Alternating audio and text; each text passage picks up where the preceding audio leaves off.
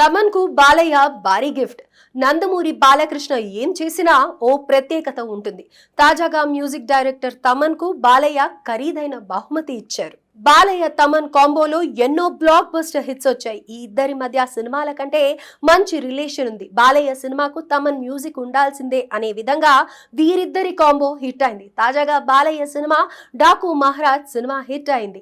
బాలయ్యకు Padma Bhushan award రావడంతో సోదరి భువనేశ్వరి ఏర్పాటు చేసిన పార్టీలోనూ తమన్ కు స్పెషల్ గుర్తింపు దక్కింది. ఇప్పుడు బాలయ్య ఊహించని గిఫ్ట్ ఇవ్వడం వైరల్ గా మారింది. తమన్ కు బాలయ్య ఇచ్చిన సర్ప్రైజ్ గిఫ్ట్ ఇప్పుడు ఆసక్తికరంగా మారింది. బాలకృష్ణ తాజాగా మ్యూజిక్ డైరెక్టర్ తమన్ కు ఓ ఖరీదైన కానుక ఇచ్చారు. ఆ కారు ధర కోటికి పైగానే ఉంటుందని చెబుతున్నారు. న్యూ బ్రాండెడ్ పొర్చాసే కారును బాలయ్య స్వయంగా కొని రిజిస్ట్రేషన్ చేయించి మరీ గిఫ్ట్ ఇచ్చాడు. ప్రస్తుతం ఇందుకు సంబంధించిన ఫోటోస్, కొత్త కారుతో బాలయ్య తమన్ దిగిన ఫోటోస్ సోషల్ మీడియాలో వైరల్ అవుతున్నాయి.